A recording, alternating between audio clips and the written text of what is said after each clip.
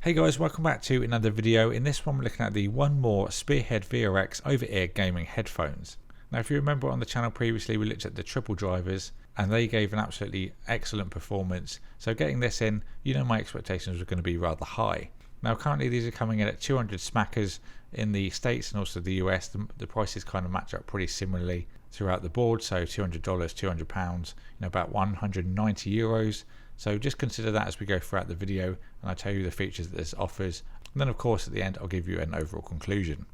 Now this headphone's also got some very unique things which of course we'll cover as we go throughout the video. But general things you could expect is a 7.1 channel surround sound using a 50mm maglev driver that gives you a frequency response from 20 to 20,000 Hz. Environmental noise cancelling for the microphone to filter out 90% of the background noise. Customizable LED lighting, which is always good to see. And then you've also got a 3.5mm connector, which is great if you want to go and use this out and about on your mobile phone. Now you may be thinking the same as me, but this box design is absolutely gorgeous. It's definitely one of the better boxes I've seen on any product. I'm definitely high up in my rankings of overall great presentation in that regard. There's also some lovely sketched artwork on the inside of the box as well, which you'll see in a minute. Now one of the unique features with these headphones is the Waves NX head tracking technology. This delivers a realistic 3D audio experience to kind of mimic being in the game or a movie theatre, trying to give you some more immersion. I'll of course give you my thoughts on how that actually performs IRL at the end of the video, but it's certainly something unique and something I haven't seen on a pair of headphones before. So obviously being this is a very new thing, I'm going to have quite a bit to say about it. So inside the box you'll find the user manual, some warranty information, a sticker. You've got a micro USB cable which you're going to use for the PC, which gives you that head tracking technology and also your RGB control. Then a 3.5mm cable when you want to use it on a mobile device. Then a nice leather carry bag. So onto the headphones themselves, and they've got a very nice stealth looking and very minimal gloss, which is something that's just right up my alley. Anyone that's been a long time viewer of the channel knows that I love matte black stuff. So personally, aesthetics wise, definitely on point there. So this point you're looking at now is what you traditionally look as a microphone boom that you can extend when you're actually talking to your friends on chat or during your online games. But for this headset it's just literally an LED tube. There's no real actual purpose to this. I think they've kind of missed a trick here because they could definitely incorporate a boom microphone and the LEDs together. This does have a microphone that's built in over a boom one, which obviously doesn't give you quite as good audio as you would expect with an additional boom microphone, separate microphone, but just a little pinhole mic, so you do lose out on quality there. So definitely something to improve on for the next generation. Try and put LEDs with the boom mic. I'd definitely take a boom mic over the LED tube any day of the week just to get some better sound. And by default this will flash if you are speaking or if you're playing audio from your speakers, so basically any ambient sound. So looking around the headphones, on the left hand side we've got a 3.5mm jack for when you want to use it on your mobile device. Underneath the micro USB when you're going to get your PC connection and also to enable that 7.1 and the 3D stereo sound. You've also got a mute switch for the microphone, which is nice and easily accessible on the left hand side. Then also on that side there's a volume scroll wheel which also doubles to add or remove some bass from the sound. So the ear cups for this headset are kind of on a singular, what looks like a metal pole. It's actually made of plastic, but it does give a real kind of industrial and certainly unique feel to the headphones that we generally don't see on other ones. They generally go for a kind of rounded support on each side, but these are a little bit different. But it does give it a very unique styling, and I think they look very good. So on these headphones you've got a Meta outer headband and a leather section inside which is kind of suspended. We've seen this before on a Kingston headset, and it's kind of a nice way to not have to adjust your headset when you put them on, as they're sprung on each side. It literally just fits any size head, and it also stretches out quite wide as well, so if you've got a big head like mine it's definitely going to fit, no worries at all. And you've got what I believe are fake leather ear cups on the side, but they're very well padded and very soft. They may get a little bit sweaty over time, but overall the headband and those ear cups make a very good combination, and I can wear this for hours on end without any discomfort. So taking a look at the software now, this version is actually an updated version that came up before I did this review, which was lucky because the last one just kept freezing all the time. So it's good to see that's all been fixed and we now have full control of the options.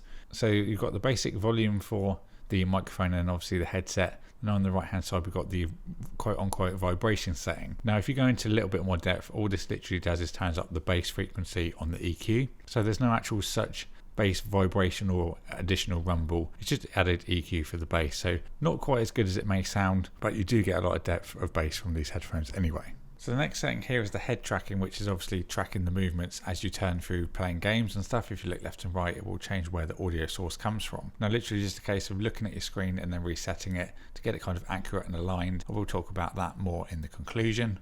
Next up, we've got the settings for the light control on the size and also on the light bar. There's 4 presets available in here, and you can also control the brightness of said effects as well. Or if you wish, obviously you can turn it fully off. Here I'm just going through the menu, but I will show you a sample of the different colours in a moment as well. And just if you're wondering, I usually say about the white colour that RGB produces.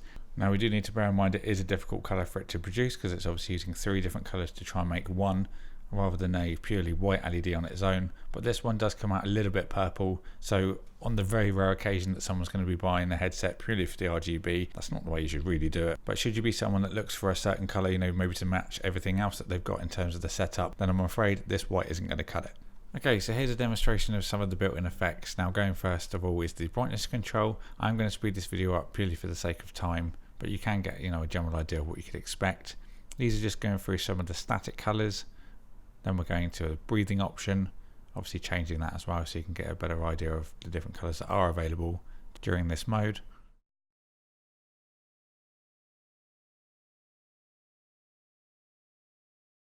You can of course change the pace of that if you want a nice fast flash or even a slow in and out. Now this next one was on heartbeat tracking mode, but I'm not entirely sure how that works. So what I'll do is I'll pin a comment down below once I actually find out what that's for. And then the next one's going through all the different colours in either a fast or a slow pace that is controllable as well. And that will go through the 16.7 million colours that are available. Now onto the EQ, and this is something that I really would recommend. Personally for me, I found the EQ out of the box just did not agree with me at all. I didn't like it in the slightest, to be fair. I did play around with it for quite a while to find something that fit a little bit better. Certain aspects of it were too sharp as well if you took the highs too far. So for me it was a delicate balance of playing around to find something that I could, you know, just agree with. I will talk more on that in the conclusion. Now if anyone's wondering, here's a sample of the microphone with the ENC. So here's a sound sample of what the microphone is like on the VRX headphones. Now as I said before, I don't think this is as good as if it would just be a boom microphone. But obviously if you're going to go down the Twitch route and you're going to be really kind of focusing on your audio, then you'd be using a desktop microphone anyway. So it's okay, but I do really think they missed a trick using the boom as just a light bar instead of a microphone. Hopefully on the next version they'll change that around and then we'll get the best of both worlds. Okay, so now that's the software and a look around the product itself. Now it's time for the conclusion. So starting off firstly with I'm going to go for the microphone straight away. They did miss a trick from not putting it inside of the, you know, where the light bar is. The only real feature I find useful is just to see if the microphone's muted from that light bar. Otherwise, I always kept it up. Not really anything that I found to be very interesting. So please, please incorporate a microphone with it next time. And obviously on the microphone kind of standpoint, being a pinhole microphone, it sounds like you're too far away just because there's such distance that the microphone has to pick up the voice from. It just doesn't do a great job. So I'd recommend anyone that is up for getting these headphones, because there are some great benefits which I'll discuss in a moment. You may still want to get them, but go for a desktop microphone over the built-in solution. In terms of the audio, you do need some EQ to get a nice sound from it. I did be very picky and, you know, play around with it for a good while I was jumping in and out of a game, just get it really precise and just get some finesse on it. I think the presets that come with it are okay, but you do really need to like have a little dabble and get it precise to how you know, feel comfortable. Out with the box is just personally for me a no-go. It definitely needs some EQ on there. It has got a lovely depth of bass, so if you're playing it with Battlefield or any kind of war games with explosions, missiles, car crashes for example, they're going to sound absolutely superb, but you do need to add some high end on that just to get it perfect. Now I'm sure everyone watching, especially the company, is going to be like, what are the benefits of these headphones? Now that's down to the 3D tracking. I've just been absolutely immersed by this. I wish I had a VR headset to go with this because it would just be absolutely immense, but the immersion you gain from the 3D sound is absolutely superb, especially when you're playing something like a driving game, looking around, seeing cars left and right, pedestrians as well. You can look and kind of pinpoint where they're talking from. Absolutely love it. Looking forward to spending some more time with it. One small thing I did notice is if you turn too far, sometimes the alignment can come out a little bit, so you need to reset it, but that may be something that could be improved by firmware anyway. Even if you don't use the 3D tracking, the 7.1 is really great for spatial awareness. You can definitely distinguish where different things are coming from, so should you be playing games where, you know, kind of hearing where enemies are, that's definitely going to be something that's an advantage with these headphones. So I hope all of that has made sense. There are a few little pros and cons. So if you're going to use this with a microphone, I'd recommend getting a desktop one. Then do play with the EQ, but apart from that, the other features on these headphones are great. Just a couple of little things I'd change for hopefully a second generation to make a bigger, badder brother. So thank you everyone for watching this video. If you've got any more questions, please leave them in the comments box below and I'll get back to you as soon as possible. If you enjoyed this video and you haven't already, please consider subscribing. Thank you to 1MORE for sending this out for me to review, and I'll see you all in the next one.